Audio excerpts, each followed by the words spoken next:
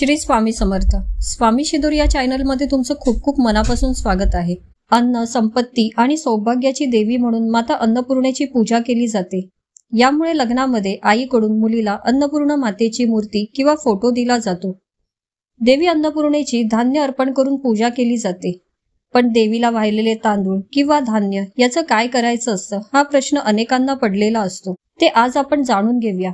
देवी अन्नपूर्णेचा फोटो किंवा मूर्ती कोणत्या दिशेला ठेवणं किंवा भिंतीला लावणं शुभ आहे।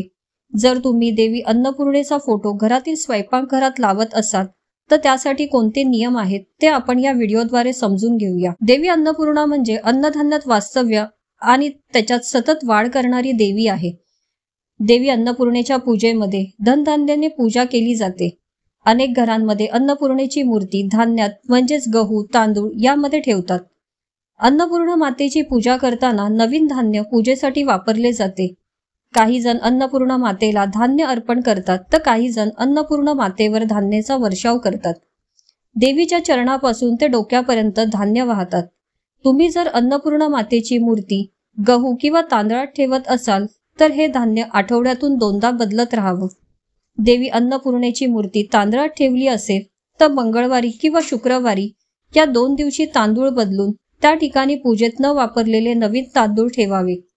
याचबरोबर मनोकामना पूर्ण व्हावी यासाठी देवी अन्नपूर्णेला कुंकुमार्चन केलेले कुंकू साठवून ठेवतो आणि तेच कुंकू आपण कपाळाला लावतो। अगदी तसाच उपयोग या धान्यांचाही करायचा आहे। जे काही धान्य आपण अन्नपूर्णा देवीला वाहतो ते धान्य घरातील धान्यांमध्ये मिसळून द्यावं किंवा रोजच्या स्वयंपाकामध्ये त्या धान्याचा थोडा थोडा वापर करावा। ज्याप्रमाणे कुंकुमार्चन केलेल्या कुंकवामध्ये शक्तितत्व आकृष्ट करण्याची क्षमता असते त्याचप्रमाणे वाहिलेल्या धान्यामध्ये शक्तितत्व आकृष्ट करण्याची क्षमता असते। हे धान्य आपण जेवणातून ग्रहण केलं तर आपल्या शरीराला एक नवीन ऊर्जा मिळते। यामुळे घरातल्या व्यक्तींमध्ये प्रेम, आपुलकी टिकून राहण्यास मदत मिळते आणि घरात सुख समृद्धी कायम राहते।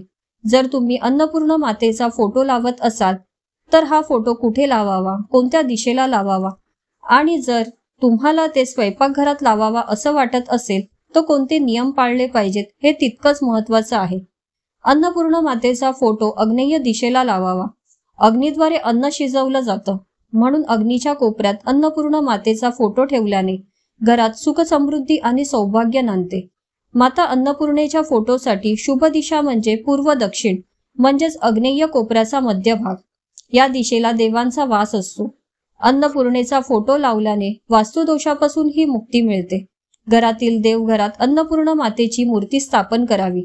माता अन्नपूर्णेचं स्थान देवघरात आहे, मात्र नियमितपणे अन्नपूर्णा मातेची पूजा ही झालीच पाहिजे। अन्नपूर्णा मातेचा फोटो हा आपल्या घरात धान्यांचा कोठार असेल तिथे ठेवला तरी चालेल। माता अन्नपूर्णेचा आशीर्वाद कुटुंबावर राहावा यासाठी अन्नपूर्णा मातेची मूर्ती किंवा फोटो स्वयंपाकघरात उत्तर पूर्व दिशेला स्थापित करावी। या दिशेला अन्नपूर्णा मातेचे चित्र लावणं शक्य नसेल तर पश्चिम दिशेला लावू शकता। यामुळे घरात धनधान्याची कमतरता कधीही भासत नाही आणि कुटुंबात सुखशांती कायम टिकून राहते। त्याचबरोबर त्याच्या स्थापनेच्या नियमांचं पालन करणं तितकंच महत्त्वाचं आहे। अन्नपूर्णा मातेची मूर्ती स्वयंपाकघरात स्थापन करण्यासाठी ताटामध्ये थोड्याशा अक्षता घेऊन त्यात मूग डाळ टाकावी। मातेची मूर्ती त्यात ठेवून समोर तुपाचा दिवा लावावा। मूर्ती स्वयंपाकघरात स्थापन केल्यानंतर तिला रोज नैवेद्य दाखवणं गरजेचं आहे।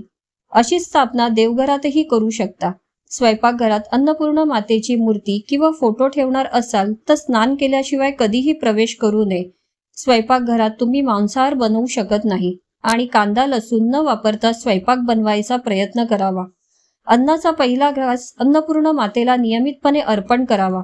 अशा प्रकारे अन्न, संपत्ती आणि सौभाग्याच्या देवीची पूजा नक्की करावी। आजचा व्हिडिओ आवडला असेल तर लाईक, कमेंट नक्की करा। श्री स्वामी समर्थ।